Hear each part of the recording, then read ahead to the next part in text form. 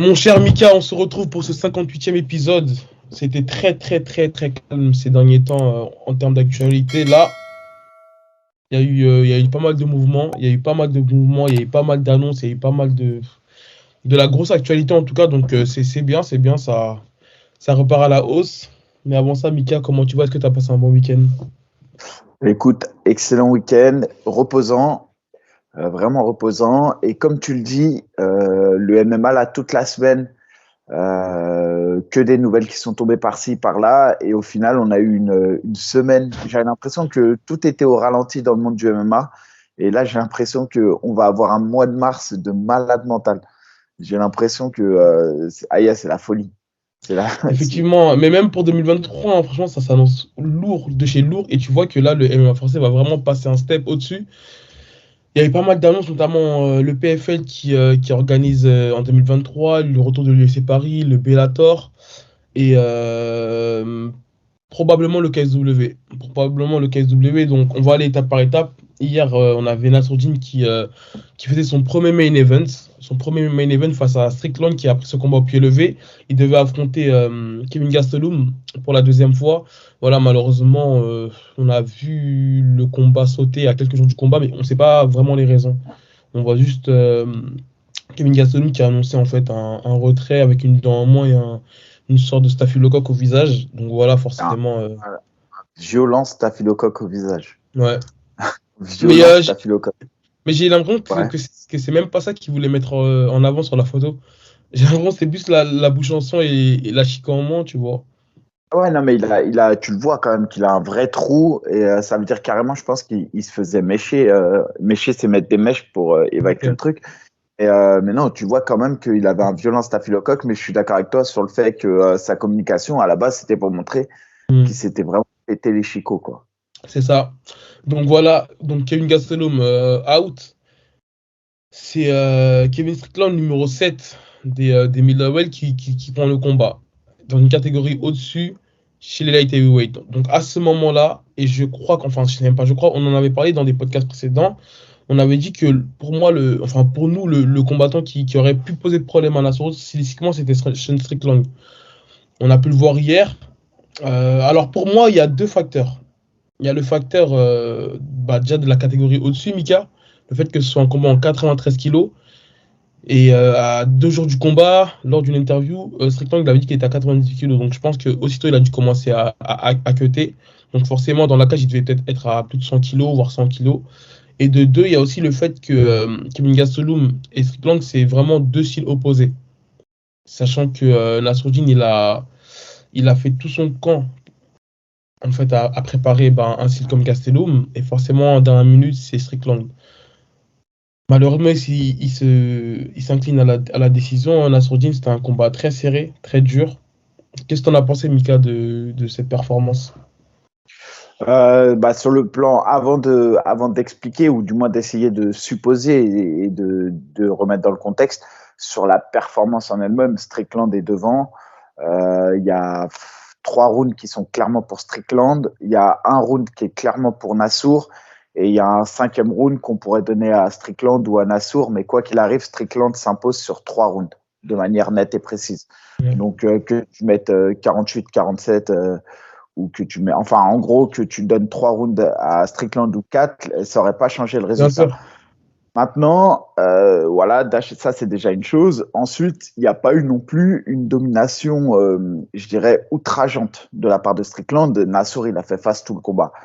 Ce qui m'a étonné, c'est que Strickland a gagné là où j'attendais Nassour le surclasser, c'est-à-dire c'est en boxe.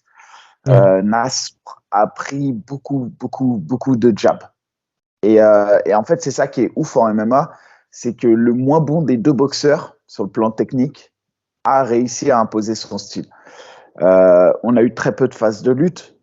Et en fait, j'ai l'impression, c'est juste qu'à un moment donné, au premier round, on le voit très clairement, Nassour, pour moi, dominait le premier round sur la première partie. Et d'un coup, c'est Strickland qui a mis la marche avant et qui a réussi à réimposer son game. Mais c'est parce qu'en fait, il s'est fait respecter sur la puissance des coups.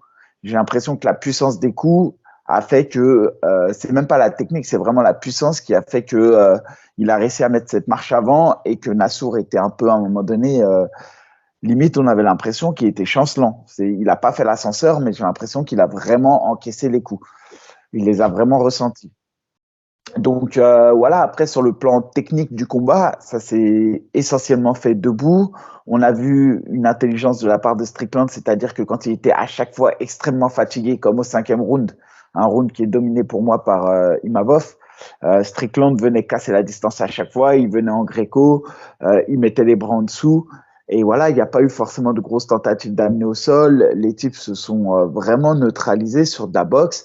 Au début, Nassour mettait les jambes et ensuite, il n'y a plus du tout de jambes. C'était une bonne chose pour moi, les jambes. Je pense que c'était la solution face à Strickland. Je pense aussi que la lutte aurait été la solution.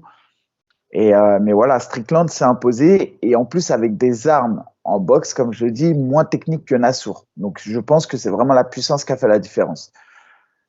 Maintenant, pour resituer ça dans le contexte, je pense que ça s'explique d'une part par le fait qu'il y ait une grosse différence de poids. C'est ce que tu expliquais. C'est que Nassour s'est préparé pour un combat en 84 kilos. Strickland, après le combat au pied levé, donc on aurait pu croire qu'il n'allait pas être préparé, etc. Mais la réalité, c'est que peut-être qu'il continue à s'entraîner et c'est juste qu'en fait, il n'était pas prêt à faire le régime et qu'il ne voulait pas se casser les couilles et qu'il a dit, OK, bah, si je prends le combat, je prends à 93 kilos. Je pense que le jour du combat, il était aux alentours de 96-98 kilos.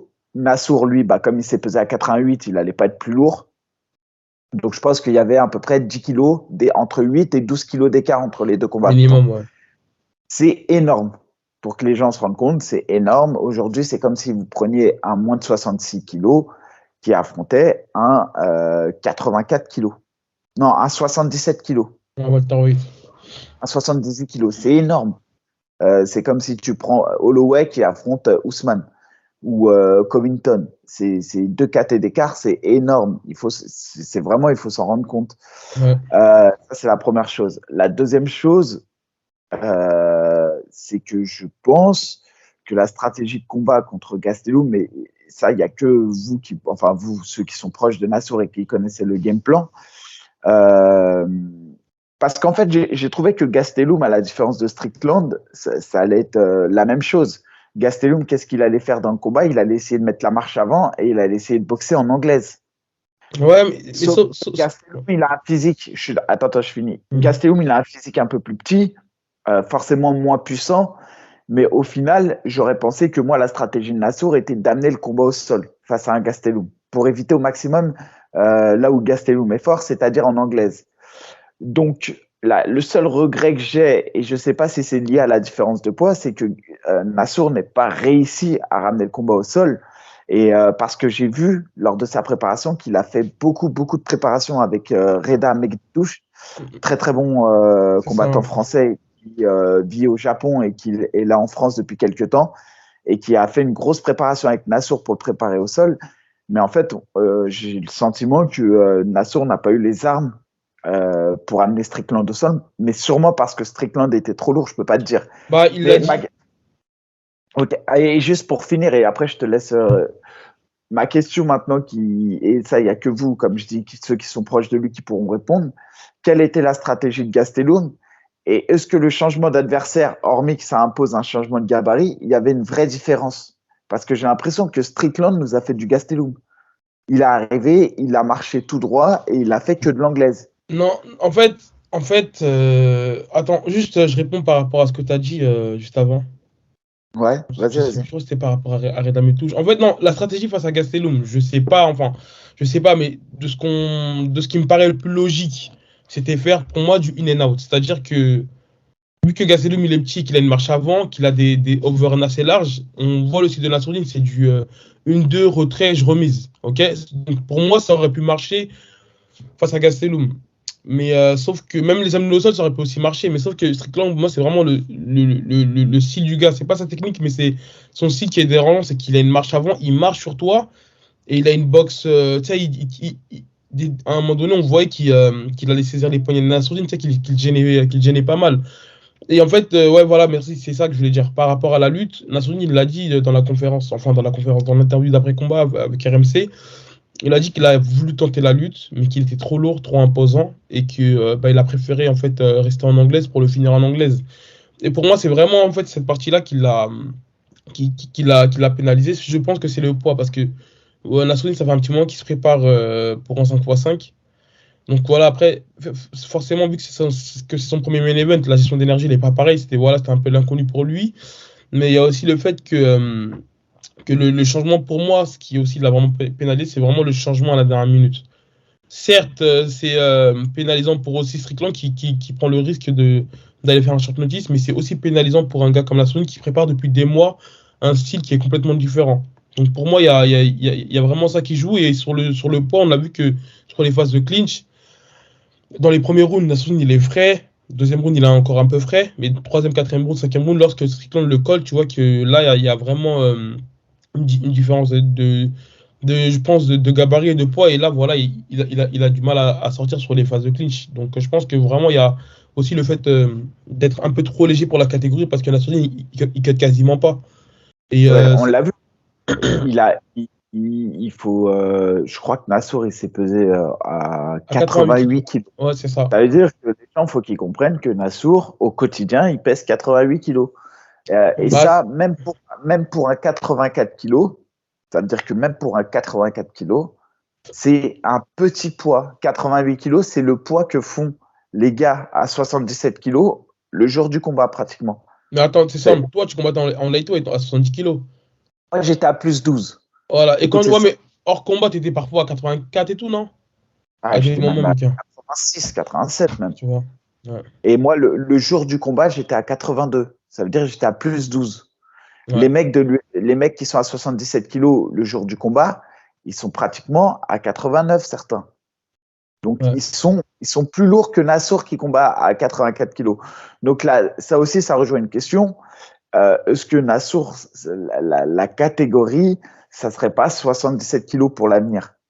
Bah, C'est une c'est question ça, qu'on ouais. peut se C'est poser. ça. Après, il n'y a que lui qui sait, parce que les cuttings, en fait, tout le monde n'est pas égaux face aux cuttings. Tout le monde les vit différemment. Veda, par exemple, c'est un mec, quand il faisait en un bain chaud, le mec, il arrive à perdre 4 kilos presque. C'est Ouais. énorme. Ouais, Tu vois ce ouais. que je veux dire? Après, on n'est pas tous égaux, on ne les vit pas de la même manière. Mais c'est vrai aussi, c'est pour ça, sans trouver d'excuses, hein, parce que clairement, Strickland a dominé.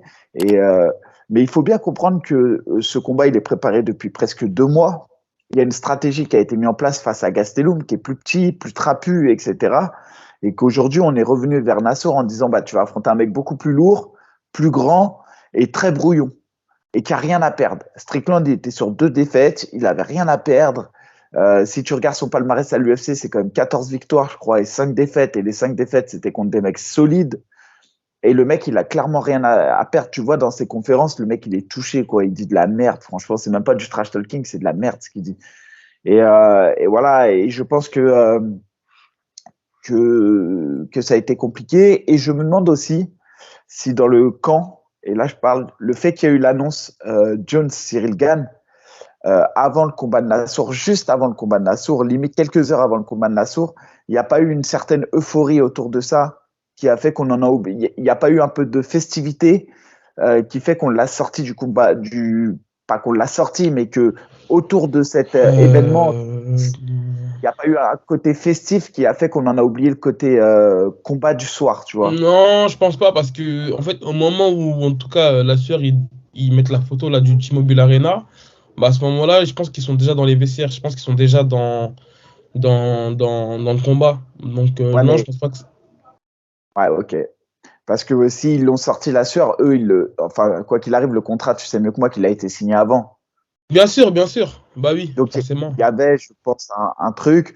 Voilà. Après, je dis pas ça, hein, parce que moi, quand j'ai appris la nouvelle, Cyril Gane, John Jones, mais j'étais comme un ouf. Ouais. C'est pour te dire, moi, qui suis en dehors de tout ça, loin de ça, en tant que spectateur, quand j'ai appris la nouvelle, j'étais comme un ouf. Non, Alors, on était tous comme des fous. Et on va en revenir après d'ailleurs à cette donc, à ce c'est pour banger. ça. Ensuite, sur le coin en lui-même, bah, moi, je ne sais pas la stratégie. Voilà, j'ai vu que les coachs du soir, c'était Lopez et Cyril Gane. Il y a eu aussi, on sait que la préparation, elle s'est faite pendant le mois de décembre. Au mois de décembre, il y a eu beaucoup de voyages dans le staff au Factory. Il y en a certains qui sont partis en vacances. Est-ce qu'il a eu la prépa qu'il fallait pour ce combat? Voilà, après, c'est des retours en off qui sont faits auprès de Nassour. Il y a que lui qui pourra répondre à ça. Ouais. Donc voilà, il y a plein de questions à se poser quand même. Et en tout cas, c'est une grosse déception. Mais après, encore une fois, je le redis, il faut pas oublier que c'était pas dans sa catégorie. Voilà, il a quand même combattu à moins de 93 kilos, un top 7 qui lui est arrivé et qui le jour du combat devait être minimum à 98 kilos, quoi. Et combattre quelqu'un qui est plus que vous à technique égale, c'est très, très, très difficile. Ouais, et je pense que à l'avenir, il peut-être changer à changer de catégorie. Vraiment parce que tu sais quand je vois des mecs comme le champion actuel Alex Pereira qui est genre à plus 10 à quelques jours du cutting et qui a plus de 100 kilos dans la cage, je pense que ça va être compliqué parce que dans cette catégorie-là, il y a que des excellents strikers. Et si tu n'as pas cet atout de plus en lutte, si t'es pas un gros lutteur et que t'as rien pour, on va dire, te différencier des autres, ça devient compliqué. Surtout quand t'es pas un gros cutter. Surtout quand t'as pas le physique qui. Whittaker, il me fait penser un peu à Nassour. Il n'a pas non plus un physique hors norme, hein, Whittaker. Ouais. Whittaker, il fait pas. Après, je suis d'accord avec toi que dans l'ensemble, à 84, c'est des monstres. Costa, Vettori, comment ça s'appelle on l'a vu, bon, la Strickland, Brunson, tout ça, c'est vrai que c'est des mecs qui cut énormément. Mais par exemple, on a Whittaker qui est pas un gros cutter, on a Nassour qui est pas un gros cutter, et on a aussi Adesanya, bon, qui est un peu plus lourd, mais qui n'est pas non plus un gros cutter. Mais regarde la différence, c'est qu'Adesanya, il a une amplitude de ouf. Whittaker, c'est un gros lutteur, hein, malgré que là, on le voit beaucoup striker. Il a un gros background de lutte, tu vois. Donc, il est pas inquiet, Whittaker. Et c'est aussi pour cela qu'il a ce relâchement-là en boxe, parce que le gars, il est pas inquiet de se faire ramener au sol ou autre, hein. Donc, je pense que c'est aussi ce qui les différencie. Mais bon, en tout cas, on va passer au. On va passer. Il y a une grosse actualité. Ouais, on va passer à la suite, mais en tout cas, on souhaite un retour victorieux pour la Sourdine. J'espère qu'il n'y a pas de bobo, mais en tout cas, voilà, fier de lui. Il a pas démérité. Non, clairement pas. C'est ça. Mika, on est à J- des jours de l'ARES, la première carte de l'année, et de l'Hexagone. Donc forcément, on va démarrer sur la carte de l'ARES, hein. Déjà, je te fais de toi, ton combat qui s'annule. Je pense que je dois quand même des explications. Deuxième annulation, malheureusement. Deuxième annulation. On parle d'une troisième annulation, mais je réexplique, hein, pour l'histoire. Après le combat de septembre que j'ai annulé, on m'avait proposé décembre. J'avais refusé parce que je disais tout simplement que j'avais de la rééducation à faire pour des petits bobos et tout. Donc forcément, j'avais dit en janvier, je serai prêt. Sauf que voilà, et je vais en profiter aussi pour passer une leçon à tous les combattants. Parce que dans le passé, j'avais l'habitude, Mika, de faire des faux papiers. Pareil, je m'explique quand je dis des faux papiers, hein. C'était il y a quelques années en arrière maintenant. C'était pas à l'ARES, mais notamment pour les IRM du cerveau. Je l'avoue, j'avais déjà par le passé falsifié les papiers. Ok, pour les fonds d'œil et tout, pour les électrocardiogrammes. Donc là, cette fois-ci, je me suis dit, bon, oui, je vais aller, je vais être dans la norme, comme tous les combattants. Voilà, faut être pro à un moment donné. Donc, je fais l'IRM du cerveau, tout se passe bien, Dieu merci, pas d'anomalie et tout. Et mercredi, j'ai rendez-vous chez l'ophtalmo. Et bon, j'y vais et tout. Il me fait mon premier fond d'œil dans l'œil droit et il me détecte des lésions, des déchirures et tout, tu vois. Il me le dit, ouais, mais j'ai une mauvaise nouvelle. Mais tu sais, je fais pas attention, tu vois. Je fais pas attention. Après, voilà, il doit me mettre quelques gouttes dans l'œil pour dilater ma pupille. Et donc, ça prend un peu de temps. Et bon, au bout de quelques minutes, il me refait mon fond d'œil du côté gauche et il me dit, ouais, mauvaise nouvelle, t'as pas mal de déchirures dans les yeux. Je crois 4 dans l'œil gauche et 5 dans l'œil droit. Un truc comme ça, tu vois. J'étais un petit peu surpris, tu vois, sur le coup. Je me suis dit, mais attends, je suis pas quelqu'un qui fait énormément de sparring. En général, quand je fais du sparring, tu sais, je me protège, je mets mon casque, je mets de la vaseline et tout. Donc, sur le coup, je calcule pas trop. Il me dit, là, faut que tu prennes rendez-vous mardi prochain. Reviens, on va commencer à faire des séances de laser autour de l'œil et tout, tu vois. Et je lui dis, attends, déjà laisse-moi gérer avec l'organisateur, avec les organisateurs, mes coachs et tout. Et je vois je vois ce qu'on fait, tu vois. Parce que, honnêtement, sur le moment même, je me suis dit, tu sais quoi, je vais faire des faux papiers parce que je savais que le papier, ils allaient jamais passer. Ça allait jamais être accepté, tu vois. Mon dossier médical, là, il allait jamais être accepté. Donc, je me suis dit, peut-être que je vais faire des faux papiers et je vais leur envoyer ça, tu vois. Donc, voilà, Dieu merci, j'ai des frères bienveillants autour de moi. Donc, voilà, j'ai demandé et tout de l'avis. Et en fait, il m'a dit quoi, l'ophtalmo, il m'a dit clairement que si, là, je combats et qu'il y a des risques d'un décollement de la rétine. comme on l'a rétine, ben voilà, je vous fais pas de schéma, je veux pas y laisser un œil. Donc c'était voilà, soit je fais un peu le têtu, je prends le risque et j'y vais, ou soit je prends du recul et je me dis, écoute, là, faut quand même prendre du recul et se rétablir. Donc voilà, malheureusement, j'ai dû annuler le combat. Donc je m'excuse encore une nouvelle fois auprès de Medici parce que c'est pas évident. Là, c'est la énième fois. En plus, pour lui, c'était une première à arrêt, sa première dans une grosse orga. Donc j'espère, là pour le moment, j'ai pas eu de nouvelles, mais j'espère qu'ils lui trouveront un adversaire. J'ai vu que son management cherchait un combattant en moins 93. Et donc voilà, moi j'ai dû me retirer. Donc pour le moment, je pourrais même pas te dire Plus, quand est-ce que je serai. Ouais. plus 93. Ah, c'était plus 93. J'ai cru voir light heavyweight, moi, sur l'annonce sur Instagram. Le Parce qu'en Mehdi. fait, Mehdi, de base, il est en light heavyweight. De base, il est chez les 93 Ok. kilos. Donc là, en fait, pour moi, Ok. il remontait chez les poids lourds. Et donc, non, même pour moi, pour te dire, je sais même pas quand est-ce que je serai de retour. Il y a des arrêts au mois de mars, au mois d'avril, au mois de mai. J'ai même pas envie de me dire, ok, je reviens au mois de mars. Là, vraiment, il faut que je me préserve, que je répare tout ça. Et même les sparring, là, pour le moment, je peux même pas en faire. Donc, j'aurai juste un peu de maintien physique, pas de percussion, et voilà. Donc, je ne ferai Bon, pas partie. Hmm. ça c'est dit. Bah, comme toi, quand même, ce que je peux souhaiter à Mehdi Tir, quand même, c'est d'avoir un remplaçant. Je trouve que lui, il y est pour rien, entre Bien guillemets. sûr. Déjà, rétablissement à toi, ça, c'est la première chose. C'est Mhm. ça le plus important, la santé. Après, il nous reste que ça. Derrière, comme je dis toujours, hein, après les combats, on a une vie à mener et le plus important, c'est la santé.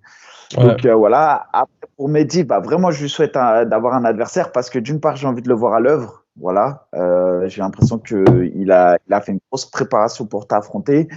Et on le sait, hein, s'il ne combat pas, bah, pour lui, encore une fois, c'est pas d'argent. Au-delà de pas d'argent, c'est sa carrière qui stagne. Donc j'espère en tout cas qu'il trouvera un combat. Et comme ça, on aura l'occasion de le voir. Ouais. Ça, c'est la première chose. Ensuite, sur l'ensemble de la carte du Ares, elle a perdu pas en qualité, puisqu'il y a des combats qui sont de qualité, mais moi, par exemple, ton combat, je l'attendais particulièrement, etc. Le combat de Hugo Guillon face à Donatello. comment, Donatello, je l'attendais, mais parce que je connaissais aussi Donatello.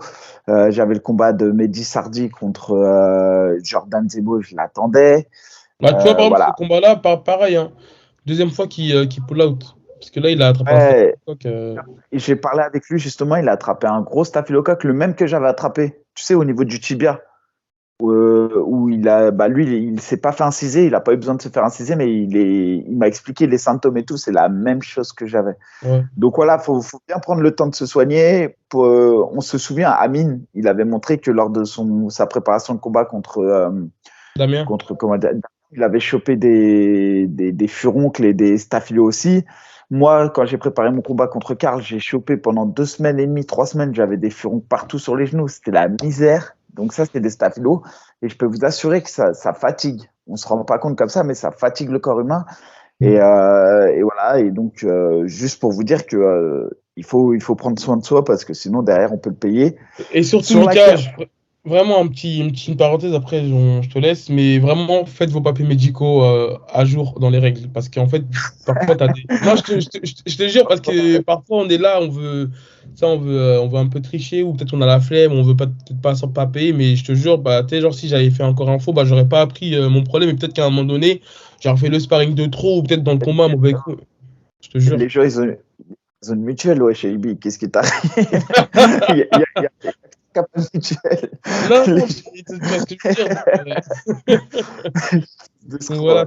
Donc, en tout cas, sur la carte maintenant, bah, combat que j'ai envie de voir, on en parlait, ça n'a pas bougé. On a le combat de Michael Grog contre Oh Freddy putain, Kemayo. quel gros guise. Waouh, Oui, ah, ouais. t'es dur, t'es Et dur. donc, du coup, ça va être un beau combat. On a Siamiri qu'on attend de revoir face à l'Italienne, combat qui Ouais. s'était annulé. T'as chamé un peu sur les Ensuite, réseaux, hein. ouais, je sais, ça se taquine un peu. Ensuite, on a forcément le retour de Fessaloucine qu'on a envie de voir face aux Polonais. On a envie de voir Beissangour face aux Brésiliens, même si je pense encore une fois que Beissangour va lui rouler dessus pour être honnête. On a Riles Soudela contre Amin Ayoub, combat que moi j'attends particulièrement parce que opposition franco-française, etc. Et j'ai l'impression que ce combat, limite, je sais pas, il n'y a pas eu de grosse communication autour, il n'y a pas eu, je sais pas, il n'y a pas Mais eu après, je pense que le. c'est aussi qu'en face, il n'y aura pas eu de répondant parce qu'Amin, il joue le jeu du trash talking. Ça, y a aucun doute. Mais derrière, Riles Soudela, c'est pas un gros. Il communique pas, tu sais, il communique même pas. Je sais même pas si. Communique pas Riles, mais il commence clairement à monter dans les lightweight qui comptent en France. Il a fait une belle guerre contre Thibaut Gouti, même s'il avait perdu. Il a fait un beau combat contre Teddy Violet. Bon, bah voilà, il gravit les étapes petit à petit. Là, il affronte Amin Ayoub, qui est quand même l'un des Français qui a fait les plus belles performances à l'étranger. Donc, ouais, en tout cas, il aurait mérité d'être plus mis en avant ce combat. Et ensuite, on a Abduragimov qui affronte le Polonais. Donc, bah, main event mérité, puisque c'est quand même le combat de plus haut niveau. Sur toute la carte, il y a une grosse différence entre le niveau du main event et le reste. C'est clairement le combat, on va dire entre guillemets, que tu peux retrouver dans une carte UFC facilement. Le Polonais, pour ceux qui ne le connaissent pas, c'est un mec qui combat à l'ACB, etc. Gros striker. Et Abdul, bah, on ne le présente plus. C'est peut-être le combattant avec Taylor qui auront plus marqué le RS. Et je pense que Abdul, encore plus que Taylor, dans le sens où il a combattu plus longtemps. Là, il vient faire la double ceinture, donc c'est clairement une première pour le RS. On a vu l'Embedade.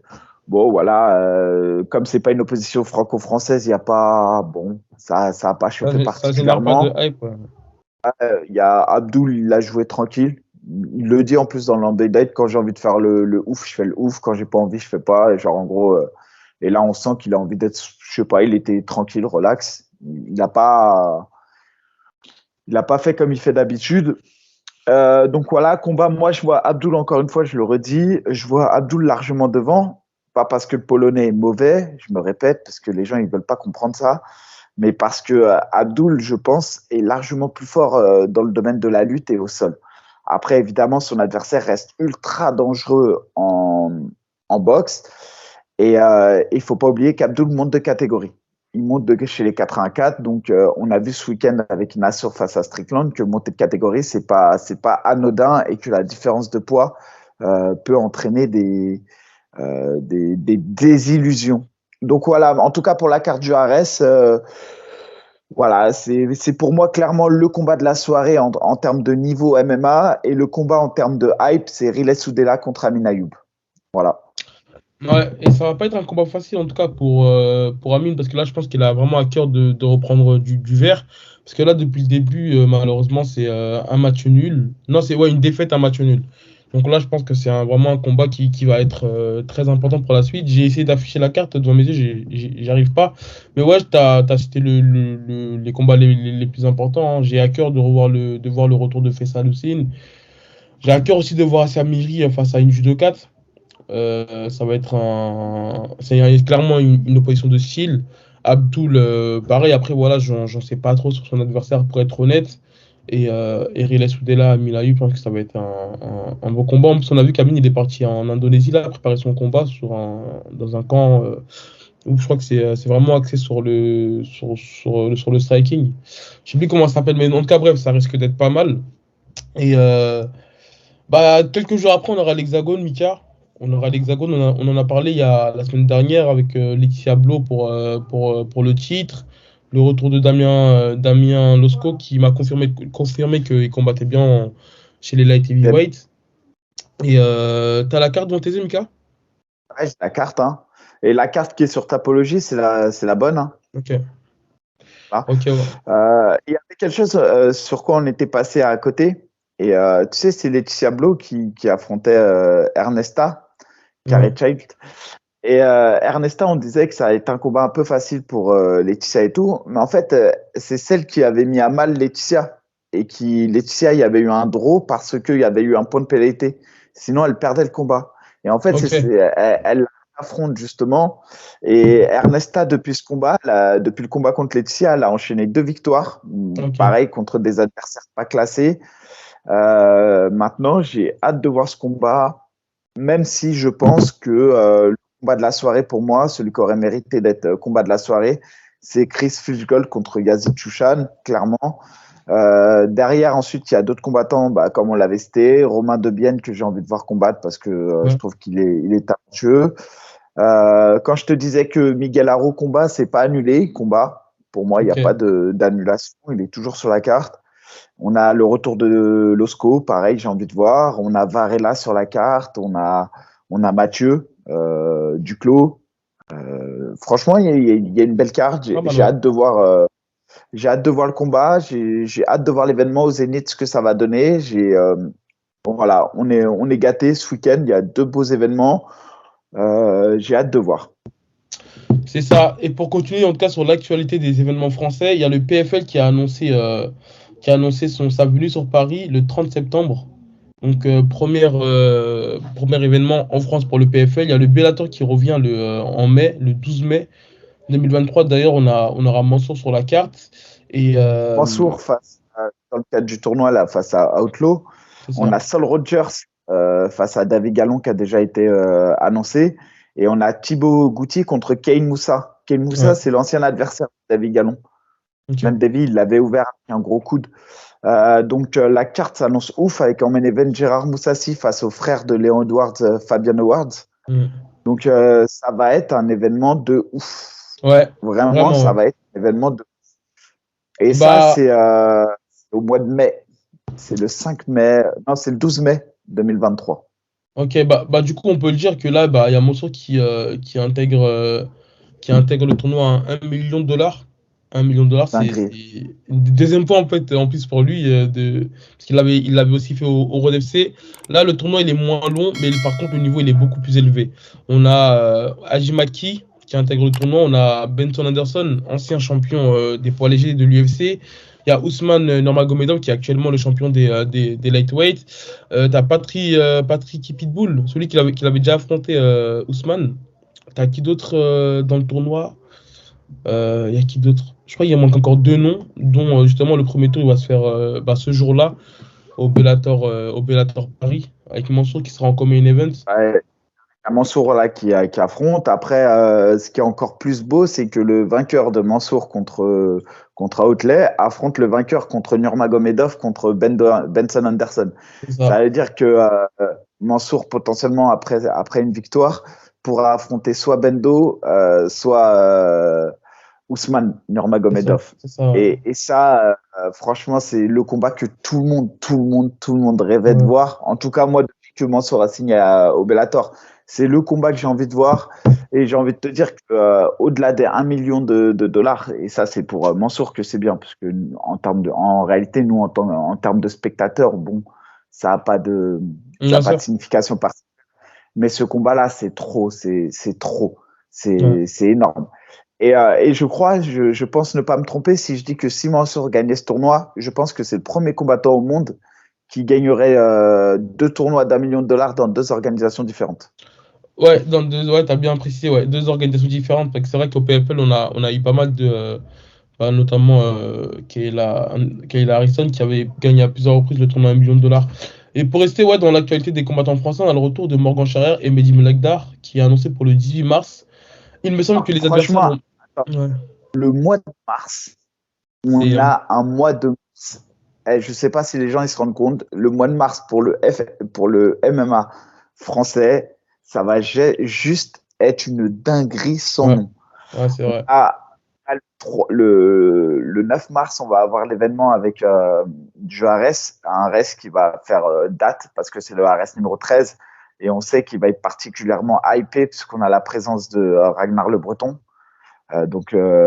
Mathias Kivivier pour ceux qui connaissent pas.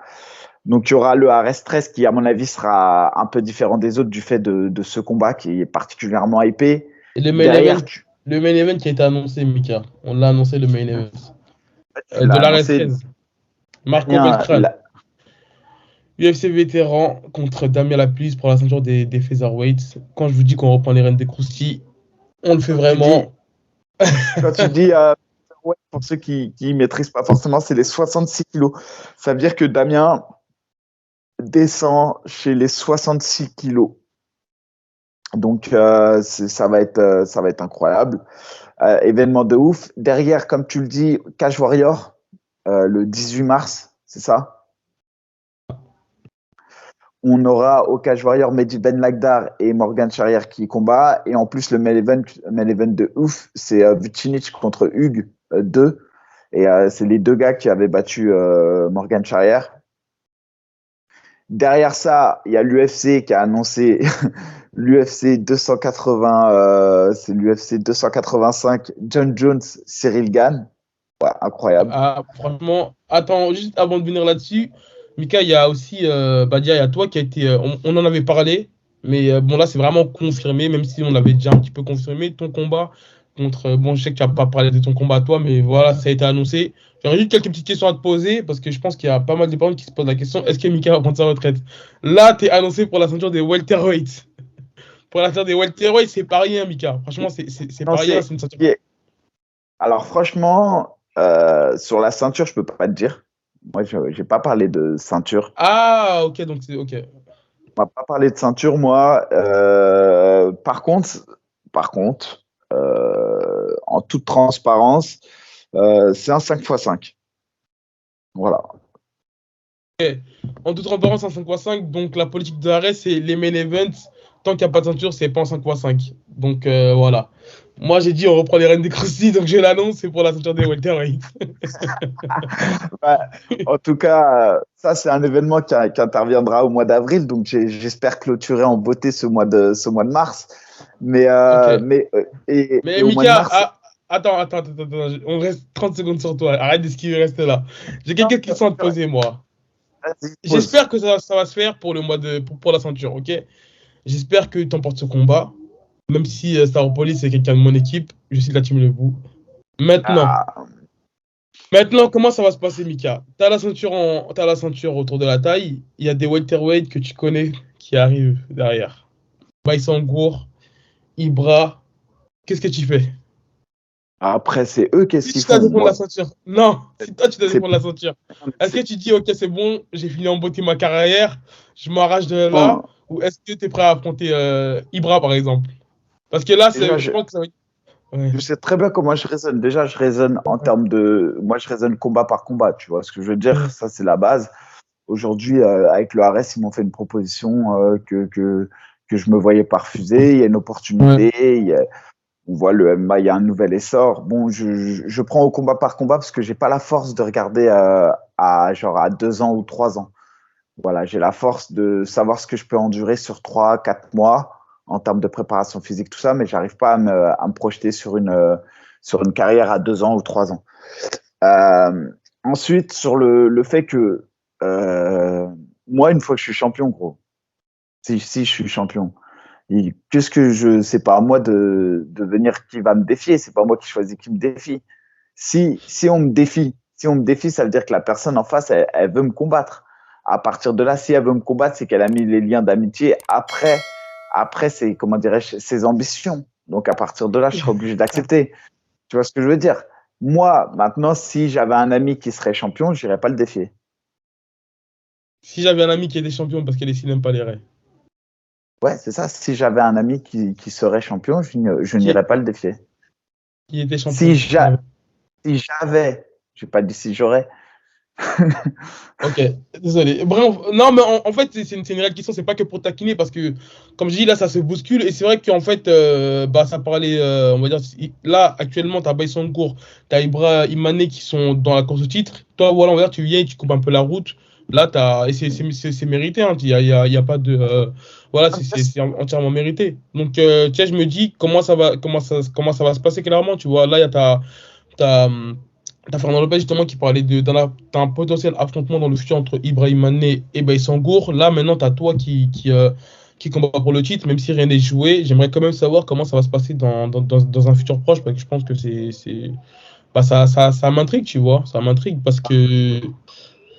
T'as raison de te poser la question. Après, il y a aussi le fait, tu vois, Baïsangour, je pense qu'il faut l'écarter de l'équation, clairement, Oui, du c'est fait vrai. C'est pour ça de que j'ai insisté sur Ibra en fait. Ouais.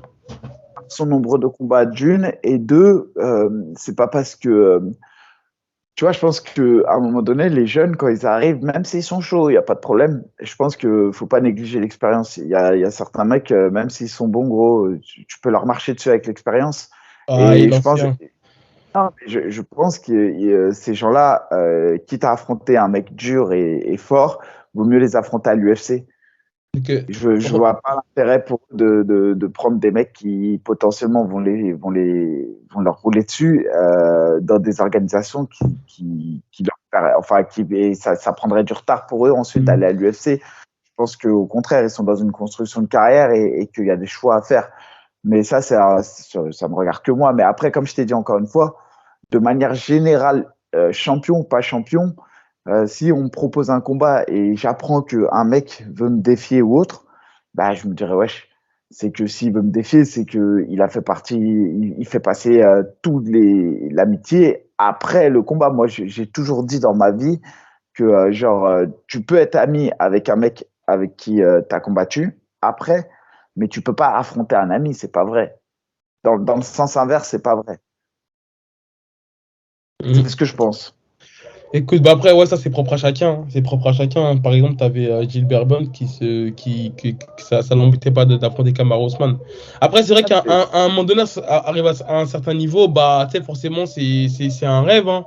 Je dis pas que l'arrêt c'est un rêve de gosse, mais voilà, c'est une étape quand même assez importante dans la carrière d'un combattant d'être champion de l'arrêt, parce que voilà, ça peut vraiment amener à d'autres organisations comme l'UFC et voilà. Donc on verra, on verra. En tout cas, gardez ça dans votre dans un coin de votre tête. C'est un combat qui pourrait potentiellement arriver. Bon, Mika, on peut passer à la suite. Bah aussi, il y a eu en fait pour rester sur le Bellator, il y a eu Lucy Berto qui a été annoncé. Attends. Au mois de mars, je continue. Parce Ok, que mois bah, de mars, en fait, il y a c'est au mois de février. aussi le 18, le même jour que le Cash Warrior, il y a l'UFC qui organise Léon Edwards contre Kamaru Ah, Usman. c'est le même jour, ok. C'est le même jour et c'est pour la ceinture avec Fiziev contre Gaethje en common event, Vettori contre Roman Dorids. Bref, ça va être un UFC de ouf. Par contre, je vois pas Taylor sur la carte. J'essaye de regarder, d'actualiser, mais Taylor, il est toujours pas annoncé sur la Ouais, carte. il a Euh, dit pour qu'il y avait des probabilités, mais il n'a pas confirmé, ouais. pour l'instant, il y a que 10 combats officialisés, donc il y a encore la place, tu vois, Ouais, bien pour sûr. peut-être avoir pas. Voilà, il y a un combat. J'ai hâte de voir quoi. Faut voir. En Ouais. tout cas, le mois de mars, pour en revenir, ça va être un truc de ouf. Peut-être qu'on fait quand même un petit focus sur Cyril Gane Jones. Bah, en fait, je voulais juste terminer l'actualité rapidement parce qu'il y a aussi, bah, là, dans quelques semaines, tu as Benoît Saint-Denis contre Soleki pour son quatrième combat à l'UFC. Et vu que c'est au mois de Ouais. février, je voulais juste bah, au moins qu'on l'annonce, quoi.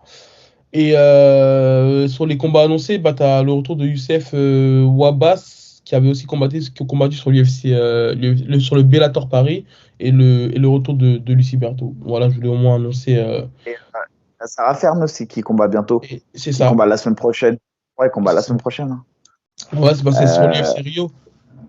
Ouais, c'est ça. Elle combat la semaine prochaine. Alors, elle, on n'entend pas parler. Communication très, très particulière de Zara. Elle va faire son troisième combat à l'UFC. Elle combat donc la semaine prochaine face à Josiane Nunes, une fille qui a Ouais. 9-1. Ça va être difficile, encore une fois. C'est un gros défi, en tout cas, pour Zara. Elle a plus le droit à l'erreur. Elle affronte une adversaire qui a déjà 2-0 à l'UFC, qui s'est imposée une fois par KO et une fois par décision. Voilà. Gros combat pour Zara. Effectivement, on parlait de Benoît Sani. Benoît Sani, il combat bientôt et il combat un gros adversaire aussi, hein. Ça va presque l'emmener au top 20, top 15 de l'UFC s'il gagne ce gars-là. Joe Solecki, je trouve que c'est solide, hein. Ouais. C'est solide, c'est 12-3, c'est 4 victoires à l'UFC, une seule défaite. En grappling, c'est un gars qui a déjà affronté, qui a déjà battu par exemple Donald Cerrone. C'est un gars qui a perdu récemment contre Manassou.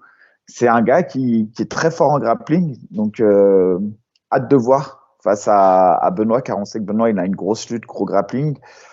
Voilà, ça va être un très très beau combat. J'ai hâte de voir ça. Et c'est le 18 février 10 février. 2023.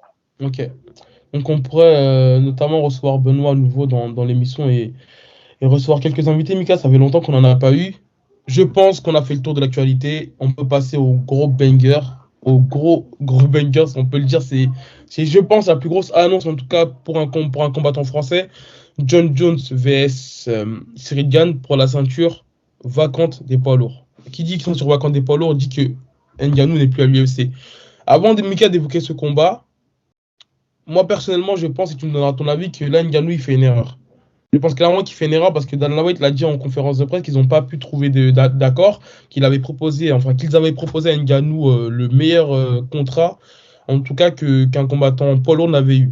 Mieux que Brock Lesnar, mais voilà, ça aurait fait de lui Comment? Je crois même qu'il a dit tout combattant UFC Non, compris. je pense que c'est ce que Ngannou aurait voulu, mais justement, c'est ce qu'il a bien détaillé Dana White en conférence, que ça aurait fait de lui le combattant poids lourd le mieux payé, mieux que Brock Lesnar, mais que Ngannou n'a pas accepté ce deal, donc voilà, qu'ils ont préféré le libérer de son contrat, qu'il là, il est vraiment libre d'aller faire ce qu'il a envie, où il veut. Maintenant, pourquoi je dis que c'est une erreur? Parce que certes, tu as le PFL qui ont tweeté une sorte de message subliminal.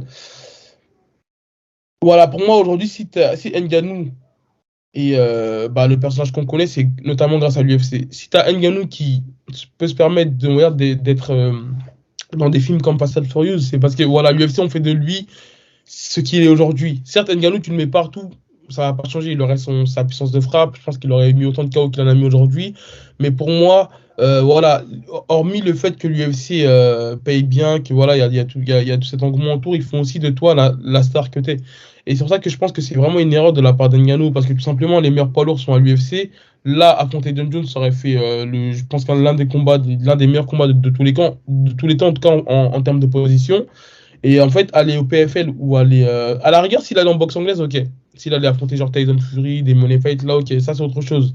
Mais là, pour moi, ça n'a aucun intérêt d'aller au PFL pour Ngannou, même s'il y a t'as ce pourcentage-là en fait qui est reversé aux athlètes, là, les 50% des pay-per-view vendus. Bah, les pay-per-view que l'UFC ils font et les pay-per-view que le PFL font, ça n'a rien à voir. En fait, j'ai même l'impression que la petite part qu'ils ont des pay-per-view à l'UFC, bah, c'est l'équivalent des 50% qu'ils auront au PFL. Et pour moi, c'est même en termes de niveau, qui pourrait tenir tête à Ngannou là actuellement? C'est... Attends, un poids lourd au niveau PFL, il est quand même pas dégueulasse, le niveau poids lourd PFL. Non, bien sûr, mais pour moi, Mika, là, on est vraiment sur un step au-dessus. On est vraiment sur un step Alors, au-dessus.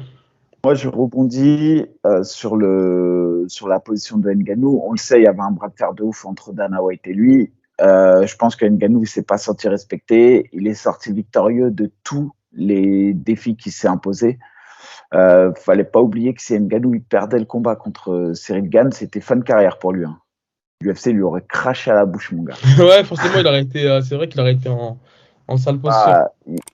Il y avait un truc. Après, Ngannou, il avait déjà laissé passer fait deux, trois messages subliminaux aussi. Sur une photo qu'il a publiée sur Instagram dans un repas de famille, tu vois sa maman qui a le t-shirt du PFL. Ouais. Donc, lui aussi, tu vois, il a cherché, je pense, à faire comprendre que il était plus forcément corporate team UFC. Après, je pense que le PFL, au-delà du contrat dont tu dis et dont tu parles, c'est qu'ils vont lui autoriser à combattre en boxe anglaise et peut-être même qu'ils vont organiser des événements de boxe anglaise. Et c'est pour ça ils ont aussi pris Jack D'accord, Paul, c'est parce qu'ils autorisent à combattre en boxe anglaise et peut-être même qu'ils vont organiser des combats en boxe anglaise. Donc je pense que c'est aussi pour ça et c'est surtout pour ça que Francis voulait partir, parce que ça c'est une chose que l'UFC ne voulait pas. Et enfin, ça veut aussi dire quand même que l'UFC n'arrive pas à retenir ses champions. Je crois que dans toute l'histoire de l'UFC, c'est la première fois qu'un combattant champion part de l'organisation libre de tout contrat. C'est ouais. du jamais vu. Georges Saint-Pierre a quitté en tant que champion de l'UFC, mais il était toujours sous contrat, c'est-à-dire qu'il n'avait pas la possibilité de combattre dans d'autres organisations. Ngannou, ce qu'il est en train de faire, c'est quand même quelque chose qui n'a jamais été fait. Et face à l'UFC, au-delà du fait qu'il fasse le bon choix ou pas le bon choix, il gagne le combat face à l'UFC. C'est Ngannou qui l'a gagné le combat face à l'UFC. Maintenant, est-ce que c'est une bonne chose de l'avoir fait ou pas? C'est différent. Mais face à l'UFC, pour moi, c'est Ngannou qui a gagné. Ça, c'est la première chose. La deuxième chose, sur le fait que l'UFC a participé à faire de lui une star, oui, c'est vrai, mais franchement, ça, j'ai envie de te dire, gros, s'il avait été pas bon, ça aurait pas été une star. Donc, entre guillemets, pour moi, il leur doit rien. Et je Bah, pense. mais là, regarde. Attends, En fait, je t'arrête juste pour attends, regarder. Tu finir. vois, on a par exemple Dimitri Johnson, qui est super bon, mais qui est au ONE FC. On n'entend plus parler de lui. Parce que la communication, elle y est aussi pour beaucoup. Donc voilà, pour moi, Et, Ngannou a apporté à l'UFC comme l'UFC lui a aussi apporté. Voilà. parce que Trish Johnson, il est parti du sol américain. Tu sais très bien que dès lors que tu restes sur le sol américain, c'est pas pareil. Le ONE FC, ils ont une communication des plus pourries du monde. Les mecs, ils combattent, tu sais même pas quand ils combattent. Oui, Les bah, tournois, ils sont c'est mal bien, annoncés. c'est bien ce que je dis. Donc c'est par rapport à ça que je dis que l'UFC aussi apporte beaucoup au niveau communication. D'accord, mais le PFL, là, quand même, tu vois qu'ils essayent de faire les choses différemment. Maintenant, je suis d'accord avec toi que c'est pas le même pouvoir de frappe que l'UFC. Je suis pas menteur. Bien sûr. L'UFC est une machine de guerre. Il y a rien à dire. Ce que je veux dire par là, c'est qu'à un moment donné, si ton employeur a fait de toi quelqu'un de ouf, bah, t'es pas quand même obligé d'accepter tous les caprices de ton employeur. Tu peux aussi dire, bon, bah, écoutez, moi, je pars. Et Bien puis, sûr, et puis passé. Maintenant, il n'y a que l'avenir qui nous dira s'il a eu raison ou pas raison de le faire. Ce qui est sûr, c'est qu'aujourd'hui, l'UFC vient de perdre le meilleur combattant au monde poids lourd. Parce que c'est quand même lui le champion. Et ça, c'est pour ça que je te dis qu'il a gagné son combat face à l'UFC, c'est que quelque part, ils n'ont pas réussi à le retenir. Maintenant, on gagne quelque chose de fabuleux derrière. C'est la possibilité pour nous, Français, d'avoir la ceinture, et entre guillemets, la vraie ceinture, c'est-à-dire pas l'intérim, de la Ah. catégorie. Et parce qu'on a John Jones face à Cyril Gann, et ça n'a pas de prix. J'ai envie de te dire, mon gars, Ouais, ouais, c'est vrai, que c'est vrai. on perd peut-être le combat Ngannou-Jones, mais on gagne Cyril Gann contre Jones. Et pour les C'est... Français, les retombées seront plus importantes. Ouais, et déjà, mea culpa, parce que je disais que je croyais vraiment plus au retour de John Jones. Et c'était vraiment vrai, j'y croyais plus niveau communication, il n'y avait rien. Il y a quelques jours, t'as Cyril qui call out John Jones, ça a payé. Après, voilà, je pense que comme les négociations avaient bien avancé, Attendez. et, et, Ouais. bah, hier, on voit cette photo-là devant le T-Mobile Arena. Mais Mika, tu sais, avant que ça s'officialise, j'ai l'impression que moi, c'était une erreur. Enfin, apparemment, c'était pas voulu. Bon, peut-être que c'est stratégique. Ça, on sait pas. Mais en fait, dès que moi j'ai vu ça, je me suis dit peut-être que l'UFC vont faire pression sur Ngannou. Mais après, ça a fuité. Et donc voilà, derrière, il n'y a pas eu d'accord et ça s'est officialisé. Mais moi, au début, je me suis dit que peut-être que c'était juste une sorte de. Tu sais, pour dire en gros à Francis, si toi tu veux pas, bah voilà, il y en a qui veulent. Donc là, ça s'est officialisé de la part de John Jones qui était en plein entraînement avec Henry Cejudo. Henry Cejudo derrière l'a relayé, donc ça s'est officialisé. Cyril Gann l'a officialisé, l'UFC l'a officialisé, donc là, voilà, on a ce gros banger de La seule Gann chose vs qui John m'est- Jones. la seule chose qui m'étonne, c'est que le combat, c'est dans 8 semaines. C'est ça, c'est C'est ça. dans 7 semaines. Ça veut dire que C'est, ça laisse c'est... peu de temps au final pour s'entraîner. Enfin, pour préparer vraiment. Mais Et c'est bien sûr quand même, tu vois. En fait, je me dis ça, c'est officialisé et tout, mais c'est demain. C'est 7 semaines. Ouais, non, bien Sept sûr, semaines. bien sûr. Après, je sais pas, je poserai la question à Fernand Lopez, mais je sais pas combien de temps est-ce que ça prend ce genre de négociation. Je sais pas si ça s'est fait il y a un mois et que voilà, fallait peut-être pas en parler. Je sais pas si ça se fait genre en une semaine, je sais pas si ça se fait en quelques jours. Après, je sais pas, mais c'est gigantesque. Là, après, voilà, on a John Jones qui nous revient après plus de. Son dernier combat, c'était contre Dominic Reyes en 2019. Entre-temps, chaque année, il nous utilisait son retour chez les poids lourds. Donc là, il a vraiment fait, je pense, la transition parfaite. Enfin, ça a même pris plus de temps, mais voilà, il a dû habituer son corps on va dire, à transporter cette charge-là. Mais voilà, là, ce qui peut l'handicaper, c'est vraiment le manque, son manque d'activité. Son manque d'activité là depuis son dernier combat. Mais là où j'ai du mal en fait à voir Cyril briller, c'est qu'il y a un an, il perd à cause de la lutte face à Ngannou. Entre-temps, il a recombattu contre Tai Tuivasa. Voilà, c'est un combat qui masterclass. Mais par contre, là, vraiment, si on a un GOAT dans le milieu de la lutte, au sol, ultra complet dans toutes les dimensions, c'est bien John Jones. Parce qu'on a voulu cracher dessus avec tout ce qu'il a fait ces derniers temps. Mais s'il vous plaît, allez revoir ses combats, allez revoir ses highlights, c'est un monstre. Et je pense que les gens vont s'en rendre compte. Parce que voilà, la communication va se refaire. Donc forcément, il y aura des flashbacks de ses performances. 14 fois champion du monde, il a défendu son titre, mais à de nombreuses reprises. Mais là, c'est vraiment c'est le Mohamed Ali, mais du MMA. Et je ne sais pas si les gens se rendent compte. Là, Cyril, ce combat-là, s'il l'emporte, mais ça fait de lui, il rentre clairement dans la légende. Et il faut vraiment que parce qu'on a beaucoup la culture de l'instant T, mais va falloir revisionner les combats de John Jones, la manière dont il prend le titre, la manière dont il les défend, la manière dont il soumet Lyoto Machida. Bah, voilà, c'était une ancienne génération. On a vu que sur ces 3 derniers combats, contre Dominic Reyes, contre Anthony Smith et contre le Brésilien, là j'ai oublié son nom, on a vu que c'était plus trop ça parce que voilà, lui-même il a dit il manquait de challenge. Et là je pense que monter chez les poids lourds, comme il l'a dit, c'est un nouveau challenge pour lui, c'est une nouvelle ceinture, c'est une nouvelle manière de rentrer dans l'histoire. Donc je pense que là il est remotivé. Et je l'espère en tout cas voir John Jones à son meilleur niveau. Ça va être compliqué, mais j'espère vraiment voir John Jones à son meilleur niveau. J'espère vraiment voir Cyril à son meilleur niveau. Mais John Jones, c'est ce qui se fait de mieux pour moi, en tout cas en MMA. Peut-être que certains vont dire que j'ai retourné ma veste. Mais voilà, là, John Jones, il est de retour. Faut quand même le souligner, c'est The GOAT. John Jones, c'est. Voilà. Non, après, il fait partie incontestablement des GOAT de ce sport. On avait Khabib à 70, et GSP à 77 et John Jones à moins de 93. John Jones, c'est 26-1. Sa seule défaite, c'est à l'Ultimate Fighter sur un coup irrégulier. Ouais, Ça veut dire qu'il gagne le combat, mais c'est une disqualification. À C'était l'UFC, à l'UFC, Mika. C'était à pas en. l'Ultimate Fighter, je crois. C'était Non, un non, Ultimate Fighter. non, C'était la finale de l'Ultimate Fighter. Je te dis, c'est une finale. ah oui, C'est mais une c'est lui, finale. il avait son contrat à l'UFC, quoi. Genre, c'était pas. Oui, c'est un contrat lycée, c'est lors d'une finale de, tu sais, Ok. c'est les petits Ouais, UFC, ouais. c'est pas genre. Ok. Sinon, c'est 21 combats à l'UFC, donc 20 victoires et ce combat, qui perd pour un coup irrégulier, entre guillemets. Comme tu l'as dit, c'est défense de titre de ouf et tout. Bon, bref, c'est un prodige. Moi, je suis pas du tout fan du sportif parce que dopé à plusieurs reprises, parce que humainement, bon, il a des problèmes, mais ça, à la rigueur, ça le regarde. Mhm. Mais voilà. Maintenant, effectivement, sur les armes, entre guillemets, de John Jones, on le sait, c'est sa lutte et son striking. Il a une gestion des distances aussi bonne que celle de Cyril Gane. Ça va vraiment être un combat entre guillemets, de stratège et de mecs qui ont l'instinct du combat, qui maîtrisent les distances à la perfection, etc. Après, il ne faut pas oublier que John Jones, il monte de catégorie, mais on le sait aussi, hors combat, il était pratiquement au poids de Cyril Gane. À l'époque, il pesait 115-118 kilos, il disait. Donc, au final, il n'est pas. Cyril Gane, j'ai pas pour impression qu'il fasse des régimes Non, quand il non. combat.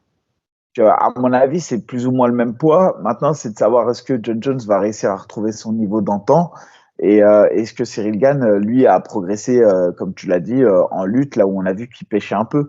Mais je pense qu'en tout cas, Cyril Gane a toutes les armes pour faire déjouer John Jones sur ce combat. Après, clairement, j'ai juste envie de m'installer devant ma télé et de regarder. Ouais. Franchement, Non, mais c'est incroyable. je te jure, moi, c'est juste qui me. Comme je te dis, en fait, pour moi, ce qui pourrait justement pêcher là, c'est le manque d'activité. J'ai rectifié ma phrase parce Ouais, que je dis beaucoup le manque d'inactivité. Bon, j'ai vu dans les commentaires. Donc, c'est vraiment le manque d'activité pour moi qui va faire. En fait, ce qui pourrait, en gros, pénaliser John Jones. Mais sinon, en termes d'approche de combat, mais c'est. après, C'est. le MMA, quand même, tu vois, on l'a vu, hein, Cyril Gane, il a fait déjouer sur la partie striking, hein, je parle. Même Ngannou, il avait pas réussi à trouver la distance, quoi. C'est Ouais, quelqu'un c'est qui vrai. fait jouer. Effectivement, bah, sur la lutte, par contre, on sait que John Jones, c'est un tueur à 93. À plus 93, est-ce qu'il va avoir la force et cette capacité de lutter? Comment il est actuellement? Cyril Gane, lui, comment il aborde ce combat? Et il faut pas oublier une chose, moi, c'est la pression qu'il va y avoir sur ce combat. On sait que Cyril Gane, il a l'air un peu hermétique à la pression et tout, mais là, à n'en pas douter, ça va être le combat le plus populaire auquel il va avoir affaire. Mais. C'est-à-dire que faut se rendre compte que John Jones, c'est comme si Zidane jouait, Messi jouait, enfin, John Jones, il a une fan base qui est inégalée, inégalable de par comment dirais-je, ses C'est clair. performances. Ouais. Et aujourd'hui, si Cyril Gane arrive à battre John Jones, bah, c'est le Hall of Fame assuré pour lui. Ça veut Ouais. dire que incontestablement, si Cyril Gane bat John Jones, il fait partie des gars qui iront au Hall of Fame. Ouais. Parce que, et ça sera mérité, parce que ça sera 10 combats à l'UFC, 9 victoires, une défaite. Et c'est une défaite à la décision serrée contre Ngannou, qui est incontestablement le GOAT de ces dernières années Chez les poids les lourds. poids lourds. Donc, bah non, combat de ouf, combat que j'ai envie de voir, combat avec beaucoup d'incertitudes quand même, et combat qui va mettre la France sur le devant de la scène Ouais. internationale. Mais c'est vrai que là, Donc, du coup, vu que c'est bientôt, bah, il n'y aura pas de tournée médiatique. Et en fait, ce qui est aussi, je pense qu'il pourrait rajouter une petite pression, c'est que John Jones, ça fait un moment qu'on l'a pas vu apparaître. C'est-à-dire que même là, physiquement, on sait pas trop ce qu'il donne. Bon, on sait qu'il a un peu pris, enfin, il a même beaucoup pris en masse. Mais même le fait de, tu sais, lorsque Cyril il affrontait Ngannou, ils s'étaient déjà croisés, ils avaient déjà tourné ensemble. Mais là, John Jones, là, on va dire, c'est un petit peu l'inconnu. Là, on sait pas ce qu'il donne. Donc voilà, ça va être vraiment une première ça va, Mika Ladiette? nickel. Ça va vraiment être une première pour Cyril d'avoir John Jones avec lui, parce que John Jones, voilà, c'est John Jones. Et c'est vrai que je parlais un peu mal de lui quand même ces derniers temps, parce que pour les problèmes extrasportifs. Mais là, de voir l'affiche officialisée, ça me redonne de l'espoir. Et c'est John Jones, quoi, tu vois. Bon, voilà, on sera de la Team France, on sera de la Team. À part toi, Mika, on sait pas trop. T'es pour qui? Déjà, de base, je suis un anti-John Jones de base. Ah, ok, ok. Et en plus, non. Mais là, il n'y a aucune raison. Pourquoi moi, j'ai jamais été anti-game. On sait Jamais pas, de hein. ma vie. Non, non, je suis à fond pour Cyril Gane, à fond pour la Team France, à fond pour lui. Et j'espère qu'il va lui rouler dessus. Maintenant, c'est vrai que quand c'était face à Ngannou, dis-toi, moi, Cyril Gane, j'avais jamais vu de ma vie à l'époque. Donc, ouais, j'ai été pour Ngannou. Maintenant, là, t'es malade ou quoi? Je suis à 2000% avec Cyril Gane. Et comme je t'ai dit, en plus, humainement, je déteste John Jones. Parce que oui, il est fort. Oui, je reconnais des talents de ouf en MMA. Mais ça restera pour moi quelqu'un qui a niqué sa carrière. Ouais. Et c'est vrai que même humainement, en gros, il le disait, Cormier, que c'était une pourriture. John Jones qui jouait un rôle et qu'en off, c'était pas le même homme. Donc, en tout cas, voilà, nous, on se concentre sur l'aspect sportif. Et après, bien sûr que l'extra-sportif, ça joue aussi ça joue aussi dans la balance. Mais en tout cas, c'est pour moi là le plus gros combat, en tout cas, qu'un Français puisse faire. Voilà, c'est un bagarre. Et comme tu as dit, c'est dans peu de temps. Donc voilà, les pronostics, les analyses, ça se ferait plus tard. En tout cas, là, voilà, c'est vraiment un combat qui va faire rentrer Cyril Gane dans la légende. Et voilà, en tout cas, on a hâte d'y être et ça va vite arriver, hein. Mika, on se voit vendredi, si t'es Ouais, on se à voit vendredi. l'ARES. Et Et en plus, j'ai pris une place VIP pour venir te voir, mais du coup, j'ai toujours ma place VIP, mais je te verrai pas. ouais, Juste deux petits clins d'œil sur le Ares 12 qui aura lieu le 17 février. On a Elias Boudexdam, mon gars sûr, qui fait la ceinture contre Peña ouais, à 61 kilos. Et on a le retour de Alioune Nahaï qui affrontera un Brésilien, 10-4. ouais. Un Brésilien aussi, je crois, qui a été à l'UFC, qui a fait 6 combats, 2 victoires, 4 défaites. Donc ça va être un gros combat. Et enfin, dernière information, le dimanche 5 mars à Paris, il y a le stage de Saladin Parnasse qui s'effectuera à Pantin. Ceux qui veulent aller sur son Instagram, il y a un lien, vous pourrez vous inscrire. Il dispense un stage et vous serez nombreux et je pense que ça sera intéressant pour vous. T'es payé pour la com ou pas? T'as un pourcentage ou pas? Ah, franchement, je peux pas tout te dire. Je peux pas tout te dire. Ouais, Mais si vous y allez avec le code promo Lebou, peut-être vous aurez du pourcent, je sais pas moi. ok. On va prendre les notes. Et ok, ça marche. Bah, toutes les informations sur l'Instagram de Saladin Parnasse. Et je voulais juste rajouter une dernière chose. Il y a un journaliste, en fait, Fabio Onofri, qui a annoncé en fait, justement les cartes de Ares 12, Ares 13, Ares 14. Et il y a un combat, moi, qui me plaît bien. Et tu avais commencé à le teaser, mais je pense que tu savais pas en gros. Tu savais pas en gros l'adversaire, c'est Vincent Delguera qui affrontera Carla Mossou. Donc franchement, C'est ça annulé. arrête. Annulé. les deux se sont blessés. C'est pour ça que j'ai Ah, arrêté de merde. l'utiliser. Les Ah, deux, ok. Ok. le premier blessé, ça a été, je l'ai su quand je suis parti à Marseille, Delguera. Delgara qui s'est blessé lors d'un entraînement. Et le deuxième, ça s'est confirmé, c'est Amoussou qui s'est blessé Ok. heureusement. Bah voilà, un autre croustille, en Voilà. exclusivité. C'est cadeau. Premier sur l'info. Info et contre-info. Voilà. Ah, Mika, écoute, on se retrouve la semaine prochaine, hein, pour un petit débrief et ce serait bien qu'on commence à recevoir des invités. Sur ce, bonne semaine à vous. Abonnez-vous, likez, partagez, commentez, donnez votre avis en commentaire. Et on se dit à la semaine prochaine. Mika, Les bonne début de gars, repas à toi. ouais, merci, t'inquiète, tranquille. Yes.